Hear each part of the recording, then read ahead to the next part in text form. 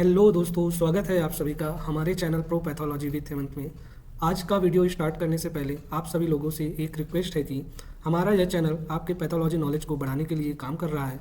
अतः आप सभी हमारे इस चैनल को सपोर्ट करें और हमें यह काम करने के लिए मोटिवेट करें, और इस चैनल को लाइक एंड सब्सक्राइब करें एंड अपने दोस्तों के साथ शेयर करें। हेलो स्टूडेंट्स, तो चलिए आज शुरू करते हैं हमारा MCQ पार्ट 11। तो आज का सबसे पहला MCQ है। सबसे फर्स्ट MCQ है, इसमें थोड़ा इसका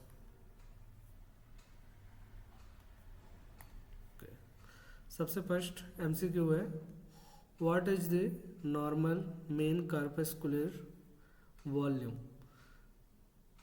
यहाँ पे क्वेश्चन पूछ रहा है कि जो MCV है इसकी नॉर्मल वैल्यू क्या है। जो MCV है इसका नॉर्मल वैल्यूम क्या है। यहाँ पे क्वेश्चन ऑप्शंस है 54 to 63 cubic micron, 73 to 83 cubic micron, 68 to 76 cubic micron, 78 to 94 cubic micron. MCV जो होता है स्टूडेंट्स, MCV जो होता है, MCV को फेम्टोलीटर से भी दर्शाया जाता है। फेम्टोलीटर से भी दर्शाया जाता है। यहाँ क्यूबिक के स्थान पर फेम्टोलीटर वर्ड भी यूज किया जाता है। इसका थोड़ा सा डिटेल देखेंगे यहाँ पे। ये MCV क्या है, तो main corpuscular volume is a blood test that measures the average size of your red blood cells। हाँ, तो MCV जो होता है वो RBC जो होती है, RBC का जो शेप होता है, RBC का जो एवरेज शेप होता है उसको मेजर करता है। उसको जो मेजर करता है उसे बोला जाता है आपका MCV। MCV ये जो होता है आपका CBC का मेन पार्ट होता है। ये जो CBC किया जाता है, कंप्लीट ब्लड काउंट, उसका एक इम्पॉर्टेंट पार्ट होता है। ये हेल्प करता है कई तरह के जो एनीमिया होते हैं उनको डायग्नोस करने में ये हेल्प करता है। MCV is typically expressed in femtolitre. तो MCV को जो है फेम्टोलीटर से भी दर्शाया जाता है। यहाँ पास जो ऑप्शंस है, यहाँ जो ऑप्शंस है वहाँ पास यहाँ फेम्टोलीटर भी लिखा हुआ रह सकता है ऑप्शंस में, तो इस चीज़ का ध्यान रखेंगे। चलिए इसका MCV का देख लेते हैं थोड़ा सा और, कि MCV लो होता है या फिर हाई होता है। तो जो MCV लो होता है उससे आपका आयरन डेफिशिएंसी एनीमिया में, या फिर थैलासेमिया के कंडीशन में, या फिर हीमोग्लोबिन से रिलेटेड जो डिसऑर्डर्स होते हैं उन कंडीशंस में जो होता है आपका MCV लो होता है। एंड MCV का जो हाई रहने का कंडीशंस है, MCV हाई कब होता है, तो विटामिन B12 की डेफिशिएंसी में, या फिर फोलेट की डेफिशिएंसी में, लीवर डिजीज में कम हो सकता है, एंड बोन मैरो हाई हो सकता है, एंड बोन मैरो में का कोई भी इशू होगा, या कुछ मेडिकेशंस चलते हैं उस कंडीशन पे भी जो है आपका ये MCV हाई हो सकता है। इसका नॉर्मल रेंज जो होता है, नॉर्मल रेंज जो MCV का होता है वो 82 लेकर के 100 फेम्टोलीटर तक होता है ना। यहाँ पास क्यूबिक माइक्रोन भी होता है, बट यहाँ पास फेम्टोलीटर का भी यूज किया जाता है। तो दोनों ऑप्शंस हो सकते हैं आपका, या तो आपका यहाँ पे क्यूबिक माइक्रोन या फिर आपका फेम्टोलीटर। यहाँ पे जो आंसर पूछा हुआ है हमने अभी देखा कि जो इसका नॉर्मल वैल्यू होती है वो 82 लेकर के 100 तक होती है, 100 फेम्टोलीटर तक। यहाँ पर जो ऑप्शंस हैं, इन ऑप्शंस में जो 82 लेकर के 100 तक जो मैच होता है वो ऑप्शन डी मैच हो रहा है। तो इसका करेक्ट आंसर जो हो जाएगा वो हो जाएगा आपका 78 to 94 क्यूबिक माइक्रोन, या फिर यहाँ पास फेम्टोलीटर। चलिए नेक्स्ट क्वेश्चन देखते हैं। सेकंड नंबर का क्वेश्चन हमारा है। सेकंड नंबर का क्वेश्चन जो है यहाँ पे क्या पूछ रहा है, what is the normal haemoglobin या फिर MCH हीमोग्लोबिन मेन कार्पस्कुलर। यहाँ पे क्या बोल रहा है कि जो MCH क्या होता है, MCH होता है जो RBC में जो एक सिंगल RBC है ना, RBC में सिंगल RBC में कितना HB है, HB कितना है वो यहाँ पे पूछ रहा है। What is the normal haemoglobin MCH, ठीक है। तो इसका मीनिंग होता है कि एक RBC में कितना HB होना चाहिए, मतलब मीन्स होता है। तो यहाँ पास जो इसका ऑप्शन दिए होंगे 17 से 23 पिकोग्राम, 29 से 32 पिकोग्राम, 23 से 32 पिकोग्राम या फिर 34 से 43 पिकोग्राम। तो इसका थोड़ा सा डिस्क्रिप्शन देखेंगे यहाँ पे। तो जो MCH होता है या फिर इसे बोला जाता है mean corpuscular haemoglobin is a measurement of the average amount of haemoglobin in a single red blood cell. अभी मैंने बताया आप लोगों को कि जो सिंगल RBC होता है उसमें कितना HB होना चाहिए, वो उसको ये आपका इंडिकेट करता है। आपका जो ये MCV होता है, MCH होता है, सॉरी, जो MCH होता है ये सिंगल RBC में कितना HB होना चाहिए उसे इंडिकेट करता है। It's a part of a complete blood count. जो CBC टेस्ट होता है ये भी उसका एक पार्ट होता है। नेक्स्ट है MCH help in understanding the size and oxygen carrying capacity of red blood cell, है ना। तो जो MCH है वो आपके RBC का साइज, ठीक है, RBC का साइज एंड जो उसकी ऑक्सीजन कैरी करने की कैपेसिटी होती है, जो ऑक्सीजन कैरी करने की कैपेसिटी होती है उसको यहाँ पास ये इंडिकेट करता है। इसका नॉर्मल रेंज जो होता है, इसका नॉर्मल रेंज देखेंगे तो इसका नॉर्मल रेंज जो होता है लैब्स के अकॉर्डिंग थोड़ा स्लाइटली जो होता है ये वेरी कर सकता है, डिफरेंट हो सकता है। जनरली जो इसका होता है वो 27 से 33 पिकोग्राम्स पर सेल होता है। मीन्स एक सेल में 27 से 33 पिकोग्राम्स HB होता है। यहाँ पास इसका एबनॉर्मल लेवल देख लेंगे। लो MCH किस कारण से होता है, तो आयरन डेफिशिएंसी एनीमिया में होता है। लो MCH जो होगा आपका आयरन डेफिशिएंसी एनीमिया में होगा, एंड जो हाई MCH होगा वो आपका मैक्रोसाइटिक एनीमिया में होगा। तो यहाँ पास क्वेश्चन को फिर से देखते हैं। इसका ऑप्शंस जो है यहाँ पे ऑप्शन में पूछा हुआ है कि जो आपका MCH होता है इसकी वॉल्यूम कितनी होती है, इसकी जो वॉल्यूम कितना होता है, तो हमने अभी देखा 27 से 33 तक होती है इसकी वैल्यू जो होता है 27 से 33 पिकोग्राम होता है। यहाँ पास जो ऑप्शंस दिए हुए हैं वो यहाँ पे 29 से 32 है, ये करेक्ट आंसर होगा, क्योंकि ये यहाँ पास आपके 27 से लेकर 33 के आसपास है, एवरेज इसके आसपास है। तो ये आंसर होगा आपका 29 से लेकर 32 पिकोग्राम। नेक्स्ट क्वेश्चन देखते हैं, थर्ड नंबर।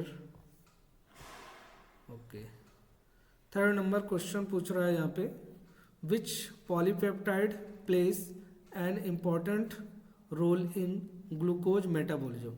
यहाँ पे क्वेश्चन पूछ रहा है कि ये जो इनमें से कौन सा पॉलीपेप्टाइड है जो कि ग्लूकोज के मेटाबॉलिज्म में इम्पॉर्टेंट रोल प्ले करता है।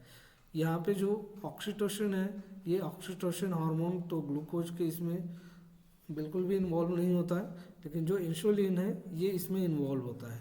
तो इसका आंसर होगा आपका बी, इंसुलिन। ये आंसर नहीं होगा और ये भी गलत होगा। इसका थोड़ा सा डिस्क्रिप्शन देखेंगे यहाँ पे ऑक्सीटोसिन के बारे में थोड़ा सा। Oxytocin is a hormone and neuropeptide primarily known for its roles in social bonding, reproduction and child birth, है ना। तो जो ऑक्सीटोसिन होता है वो किसमें, सोशल बॉन्डिंग में, मतलब जिसमें इमोशंस होते हैं, इमोशनल चीज़ें, and reproductions and child birth, इन तीनों में काम आता है। It's produce in the hypothalamus, ये हाइपोथैलेमस से प्रोड्यूस होता है, एंड जो पोस्टीरियर ग्लैंड होता है वहाँ से ये रिलीज होता है, जो पोस्टीरियर ग्लैंड होता है वहाँ से ये रिलीज होता है। बनता यहाँ पे आपके हाइपोथैलेमस में है और रिलीज पिट्यूटरी ग्लैंड से होता है, पोस्टीरियर पिट्यूटरी ग्लैंड। इंसुलिन के बारे में थोड़ा सा। इंसुलिन यह एक हार्मोन होता है जो कि पैंक्रियास से बनता है, एंड यह ब्लड शुगर लेवल्स को रेगुलेट करता है। ठीक है, ब्लड शुगर लेवल को रेगुलेट करता है, and helping cells absorb glucose, and cells को हेल्प करता है ग्लूकोज को एब्जॉर्ब करने के लिए और एनर्जी बनाने के लिए। It's crucial for maintaining healthy blood sugar, है ना, ये इम्पॉर्टेंट होता है ब्लड शुगर को हेल्दी ब्लड शुगर के लिए। तो ऑप्शन यहाँ पे पूछ रहा था कि जो आपका पॉलीपेप्टाइड है उनमें से जो है ग्लूकोज के मेटाबॉलिज्म में कौन इंपॉर्टेंट रोल प्ले करता है, तो यहाँ पे ऑक्सीडेशन नहीं होगा, ये आपका insulin correct answer. Next options देखते हैं। नेक्स्ट ऑप्शन है यहाँ पे 4th नंबर है आपका bleomycin which is used for the treatment of cancer is uh. यहाँ पे पूछ रहा है कि bleomycin which is used for the treatment of cancer. यहाँ पे क्वेश्चन पूछ रहा है कि जो ब्लियोमाइसिन है वो क्या है, ग्लाइकोपेप्टाइड है, पॉलीपेप्टाइड है, या पेप्टोन है, या फिर नॉन ऑफ दी।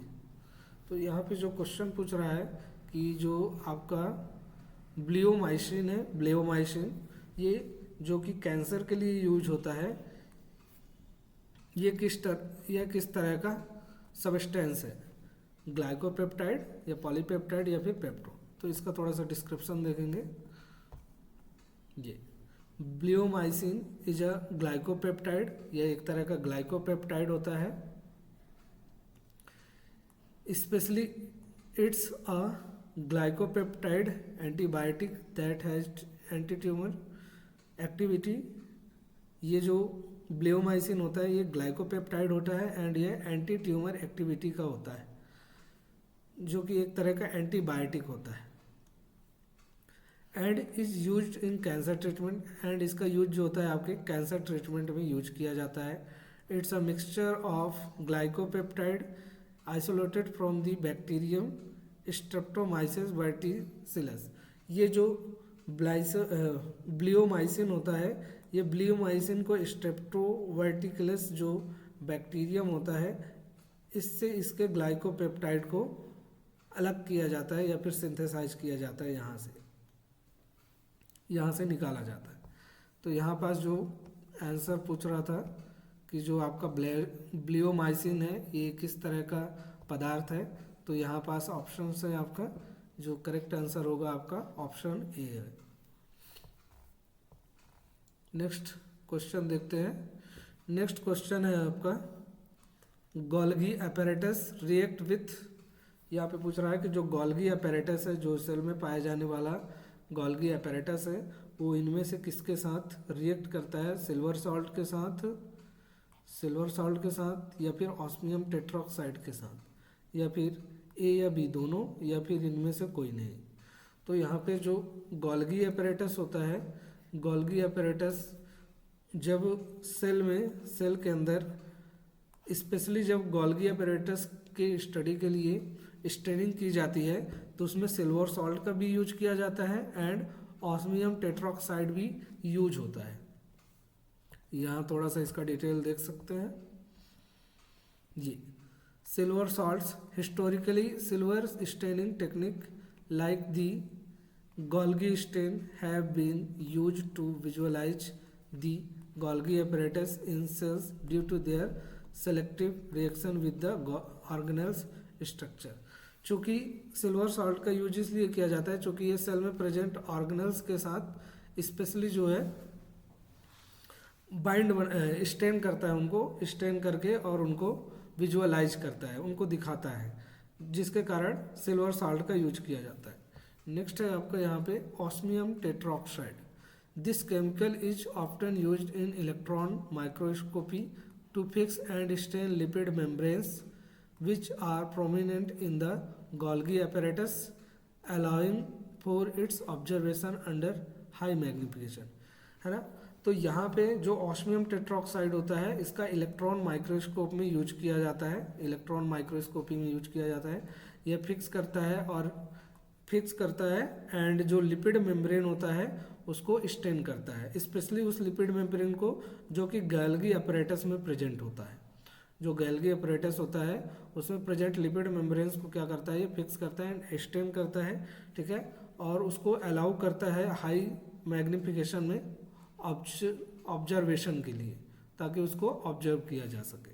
तो यहाँ पास जो क्वेश्चन पूछा था कि जो आपका गोल्गी अपरेटस है वो किसके साथ रिएक्शन करता है, तो यहाँ सिल्वर सॉल्ट के साथ भी करता है एंड ऑस्मियम टेट्रोक्साइड स्टेन का भी यूज किया जाता है। तो यहाँ पास इसका ऑप्शन नंबर सी जो होगा ये आपका करेक्ट आंसर होगा, A and B. Next question देखते हैं। यहाँ नेक्स्ट क्वेश्चन है आपका 6 number, smear should be prepared and fixed immediately for cytology because. यहाँ पे क्वेश्चन पूछ रहा है कि जो आपका साइटोलॉजी के अंदर हम इस स्मीयर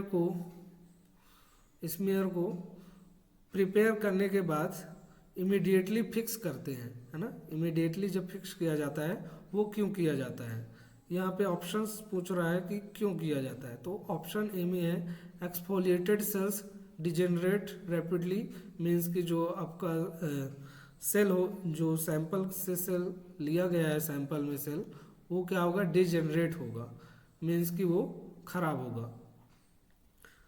सेकेंड ऑप्शन है एक्सफोलिएटेड सेल्स में बी ब्लाउन अवे, ठीक है। यहाँ पे पूछ रहा है कि जो एक्सफोलिएटेड सेल्स है वो या तो उड़ जाएगा, ठीक है, ब्लाउन अवे मीन्स उड़ जाएगा। थर्ड सी नंबर पूछ रहा है the nuclei of the cells get extruded from the cells. यहाँ पे ऑप्शन बोल रहा है कि जो सेल के अंदर का न्यूक्लियाई है ना, जो सेल के अंदर का ये जो न्यूक्लियाई है, क्या ये बाहर निकल जाएगा सेल से क्या ये बाहर निकल जाएगा। थर्ड ऑप्शन ये। डी ऑप्शन है आपका साइटोप्लाज्म डेवलप्स ग्रेन्युलैरिटी, मीन्स कि साइटोप्लाज्म में ग्रेन्यूल्स डेवलप हो जाएंगे या फिर वो उसमें ग्रेन्यूल्स दिखने लग जाएंगे। तो इन चार ऑप्शंस में जो होता है आपका करेक्ट आंसर होता है आपका एक्सफोलिएटेड सेल्स डिजेनरेटेड रैपिडली, है ना। जैसे ही हम सेल्स को बॉडी से बाहर निकालते हैं सैंपल के साथ, तो वो क्या होने लग जाते हैं, डिजेनरेट होने लग जाते हैं, खराब होने लग जाते हैं। B number question correct, options correct नहीं होगा क्योंकि ये बोल रहा है ब्लाउन अवे, मीन्स कि वो उड़ जाते हैं, तो ऐसा नहीं होता है। सी नंबर पूछ रहा है nuclei cells get extruded from the cell, तो ऐसा भी नहीं होता है तुरंत, है ना। और डी है साइटोप्लाज्म डेवलप्स ग्रेन्युलैरिटी, तो साइटोप्लाज्म ग्रेन्युलैरिटी हो जाएगी, तो ऐसा भी नहीं होता है। तो ये तीन ऑप्शंस गलत है एंड जो ऑप्शन करेक्ट है वो है एक्सफोलिएटेड सेल्स डिजेनरेटेड रैपिडली। तो इसका जो आगे थोड़ा सा एक्सप्लेनेशन है, cytology smears must be fixed immediately to prevent cellular changes, है ना। जो साइटोलॉजी स्मीयर होता है उसको तुरंत इमीडिएटली फिक्स क्यों किया जाता है, क्योंकि उसका जो उसके सेल्यूलर चेंजेस को प्रिवेंट करने के लिए, जो उसका सेल्यूलर चेंजेस होता है उसको प्रिवेंट करने के लिए इसे तुरंत फिक्स किया जाता है।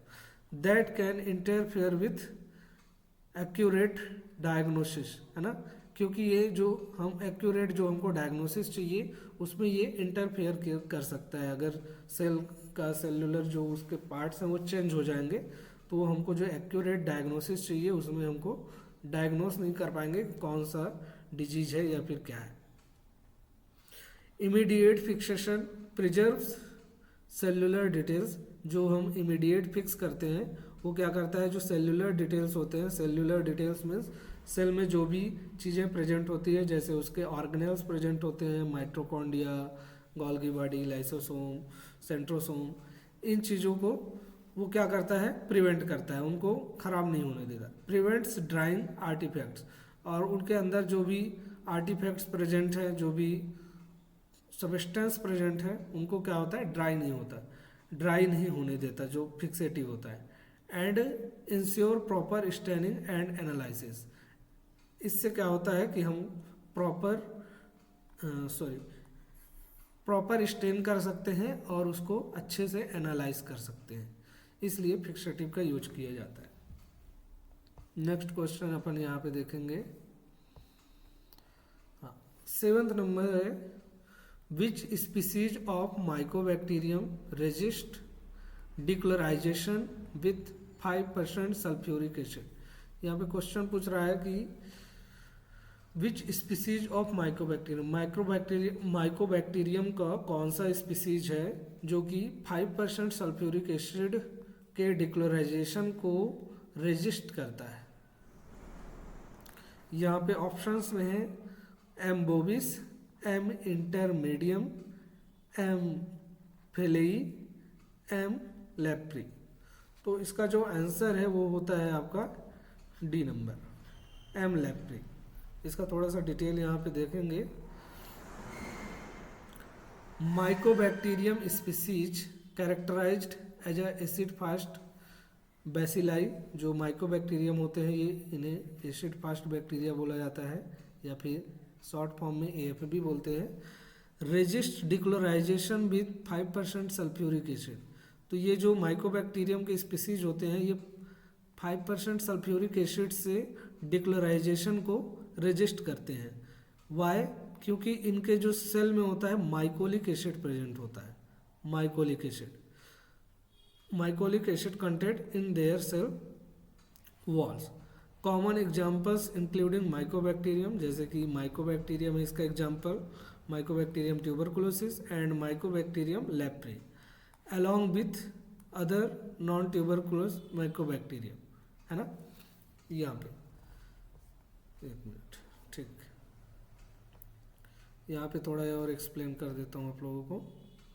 तो यहाँ पे क्या पूछ रहा है आपका कि कौन सा माइकोबैक्टीरियम है जो डिक्लोराइजेशन 5% सल्फ्यूरिक एसिड से डिक्लोराइजेशन को रेजिस्ट करता है। तो यहाँ पास जो है आपका ये लेप्री करेक्ट होगा, या फिर यहाँ पास MTB भी हो सकता था, माइकोबैक्टीरियम ट्यूबरकुलोसिस, तो ये भी करेक्ट होता अगर लेप्री के स्थान पर MTB होता। तो क्या किया जाता है जब सेल को, जैसे कि बैक्टीरिया के सेल को जब स्टेन किया जाता है तो जो प्राइमरी स्टेन होता है, प्राइमरी स्टेन करने के बाद उसको सेकेंडरी स्टेन करने से पहले, है ना, फर्स्ट वाला हो गया फर्स्ट स्टेन करने के बाद जब सेकेंडरी स्टेन किया जाता है, सेकेंड स्टेन, तो उससे पहले डिक्लोराइज किया जाता है। डिक्लोराइज मीन्स कि यहाँ का जो कलर है, जो कलर चढ़ाया गया है फर्स्ट स्टेन के थ्रू, उस कलर को रिमूव किया जाता है। रिमूव करने के लिए एसिड डाला जाता है, उस प्रोसेस को बोला जाता है डिक्लोराइजेशन। तो इस डिक्लोराइजेशन में जो 5% सल्फ्यूरिक एसिड यूज होता है अदर स्टेनिंग के लिए, तो वो इसमें काम नहीं करता, जो कि AFB होते हैं, जो AFB बैक्टीरिया होते हैं, जैसे कि आपका MTB या फिर माइकोबैक्टीरियम लेप्री होता है, तो इनमें काम नहीं करता। तो क्वेश्चन यहाँ पे यही पूछा हुआ है कि 5% जो सल्फ्यूरिक एसिड है उसको कौन सा स्पीसीज जो है माइकोबैक्टीरियम का रेजिस्ट करता है। चलिए नेक्स्ट क्वेश्चन देखते हैं। यहाँ पे नेक्स्ट क्वेश्चन है आपका 8वां नंबर है, in Kinyoun's method which solution is used as a counter stain. यहाँ पे क्वेश्चन पूछा गया है कि जो किन्यून्स मेथड है उसमें जो सॉल्यूशन होता है, उसमें जो काउंटर स्टेन के लिए कौन सा सॉल्यूशन यूज किया जाता है। यहाँ पे ऑप्शंस पे आपका किन्यून्स कार्बल फ्यूजन दिया गया है, मेलाइचेट ग्रीन दिया गया है, मेथाइलिन ब्लू दिया गया है and both B and C दिया गया है। तो यहाँ पे क्वेश्चन क्या पूछ रहा है, देखिए पहला कौन सा होता है, प्राइमरी स्टेन होता है एंड फिर होता है सेकेंडरी स्टेन। सेकेंडरी या फिर इसको बोला जाता है अपना काउंटर स्टेन। Counter stain. तो यहाँ पे क्वेश्चन पूछ रहा है कि जो किन्यून्स मेथड है उसमें काउंटर स्टेन क्या यूज होता है। तो किन्यून्स मेथड जो होता है उसमें प्राइमरी स्टेन में ये यूज होता है आपका carbol fuchsin, Kinyoun's carbol fuchsin. And जो मेलाचिट ग्रीन और मेथाइलिन ब्लू होते हैं, इन दो में से किसी को भी सेकेंडरी या फिर आपके काउंटर स्टेन के लिए यूज किया जा सकता है। तो इसका जो ऑप्शन होगा डी नंबर होगा correct, B and C correct होगा इसका। ये जो केन्यून्स मेथड है ये जेडेन का मेथड होता है ना, जो जेडेन स्टेन होता है उसका मेथड होता है। इसे कोल्ड मेथड भी बोला जाता है, कोल्ड मेथड है ना। यहाँ पे थोड़ा इसका डिटेल देखेंगे यहाँ पे। ये Kinyoun's method also known as the Kinyoun's stain या कोल्ड मेथड, इसको केन्यून्स स्टेन या फिर कोल्ड मेथड भी बोलते हैं। Is a differential staining technique, यह टेक्निक ऐसा है जो कि डिफरेंट करता है, डिफरेंशिएट करता है। Use to identify acid fast bacteria, जो कि एसिड फास्ट या फिर बोले तो जो एएफबी बैक्टीरिया होते हैं उनके लिए यूज किए जाने वाला डिफरेंशिएट करने वाला स्टेनिंग टेक्निक है। Particularly this belonging to the genus mycobacterium, जो कि आपके एमटीबी माइकोबैक्टीरियम से आपके बिलोंग करते हैं उन बैक्टीरिया के लिए। आगे इसका देखते हैं। In Kinyoun's method methylene blue या फिर मेलाचिट ग्रीन जो होता है इनको as a counter stain use किया जाता है ना। किन्यून्स मेथड में मेथाइलिन ब्लू या फिर मेलाचिट ग्रीन जो होता है as a counter stain use किया जाता है। The primary stain is Kinyoun's carbol fuchsin, है ना। जो किन्यून्स कार्बल फ्यूजन होता है ये प्राइमरी स्टेन होता है। Which is a mixture of basic fusion phenol ethanol and deionised water. इसमें जो होता है किन्यून्स कार्बल फ्यूजन में क्या क्या मिक्स होता है आपका, फिनॉल होता है, इथेनॉल होता है एंड डीआयोनाइज्ड वाटर होता है। आफ्टर डिक्लोराइजेशन, आगे देखते हैं। After decolorization with acid alcohol the counter stain is applied to stain. जब डिक्लोराइजर के फॉर्म में एसिड अल्कोहल यूज कर लिया जाता है, इसके बाद जब काउंटर स्टेन अप्लाई किया जाता है तो जो नॉन एसिड फास्ट बैक्टीरिया होते हैं विच अपेयर ब्लू, है ना, वो या तो ब्लू कलर के दिखाई देते हैं या फिर ग्रीन कलर के दिखाई देते हैं, ब्लू या ग्रीन कलर के दिखाई देते हैं। Will acid fast bacteria retain the red colour of the carbol fuchsin. जबकि जो एसिड फास्ट बैक्टीरिया होते हैं, जो एएफबी बैक्टीरिया होते हैं, जो एसिड फास्ट बैक्टीरिया होते हैं ये किस कलर के दिखाई देते हैं, तो ये कार्बल फ्यूजन के कारण, इस कार्बल फ्यूजन के कारण किस कलर के दिखाई देते हैं, रेड या रेड कलर के दिखाई देते हैं। तो यहाँ पे जो ऑप्शन क्वेश्चन पूछा हुआ था, यहाँ पे क्वेश्चन पूछा हुआ था कि in Kinyoun's method which solution is used as a counter stain. तो हमने यहाँ पे देखा किन्यून्स कार्बल फ्यूजन को एज अ प्राइमरी यूज करता है, एंड जो मेलाचिट ग्रीन होता है एंड जो मिथाइलिन ब्लू होता है इसको एज अ सेकेंडरी या फिर काउंटर स्टेन के रूप में यूज करता है। यहाँ पर ये क्वेश्चन का आंसर होगा आपका डी नंबर। नेक्स्ट क्वेश्चन देखते हैं। नेक्स्ट क्वेश्चन है यहाँ पे 9th नंबर पूछा हुआ, molecular weight of haemoglobin is about. जो हीमोग्लोबिन का मॉलिक्यूलर वेट पूछ रहा है 58,000 डाल्टन, 68,000 डाल्टन या फिर 78,000 डाल्टन या फिर 88,000 डाल्टन। तो इसमें जो इसका आंसर होता है वो होता है आपका करेक्ट आंसर होता है बी, 68,000 डाल्टन के आसपास होता है। नेक्स्ट क्वेश्चन देखते हैं। नेक्स्ट क्वेश्चन आपका 10th नंबर क्वेश्चन है, थ्रोम्बोपोएटिन इज सिक्रेटेड बाय। यहाँ पे जो थ्रोम्बोपोएटिन होता है, थ्रोम्बोपोएटिन जो कि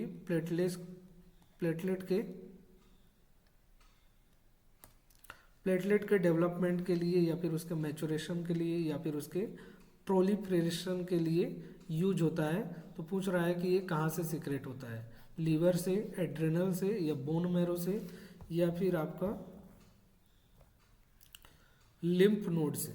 तो यहाँ पास जो ऑप्शंस हैं इसके उसमें से करेक्ट आंसर जो होगा आपका ये होगा लीवर, क्योंकि जो थ्रोम्बोपोएटिन होता है वो लीवर से सिक्रेट होता है और कुछ मात्रा में किडनी से भी होता है,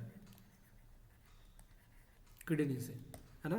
तो यहाँ पास क्वेश्चन बी नंबर पे है एड्रेनल, है ना। तो एड्रेनल नहीं होगा, यहाँ पास कंफ्यूजन आ सकती है एड्रेनल या किडनी में। तो यहाँ पे किडनी अगर ऑप्शन देता है तो लीवर नहीं देगा, या फिर लीवर देगा तो आपका किडनी नहीं रहेगा। लेकिन ये एड्रेनल ऑप्शन में दिया हुआ है, ये कंफ्यूज करने के लिए दिया हुआ है, क्योंकि एड्रेनल जो होता है ये आपका हार्मोनल ग्लैंड्स होता है। चलिए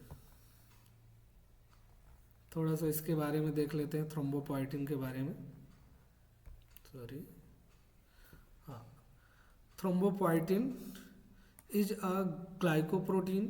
थ्रोम्बोपोएटिन जो है एक तरह का ग्लाइकोप्रोटीन है, हार्मोन होता है that regulates the production of platelets, है ना। ये जो प्लेटलेट्स होते हैं या फिर जिन्हें थ्रोम्बोसाइट्स भी बोलते हैं, तो प्लेटलेट्स के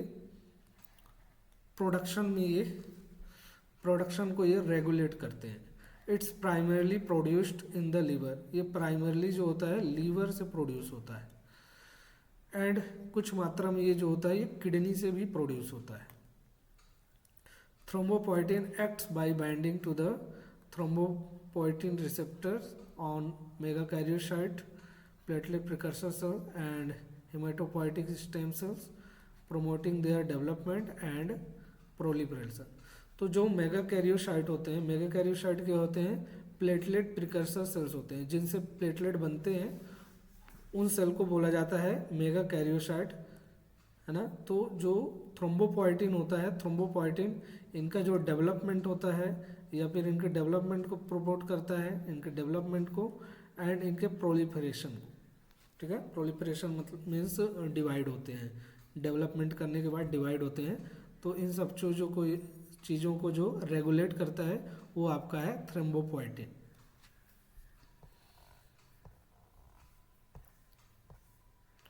बस यहाँ ख़त्म होता है, नेक्स्ट पार्ट पर बहुत जल्द आएगा।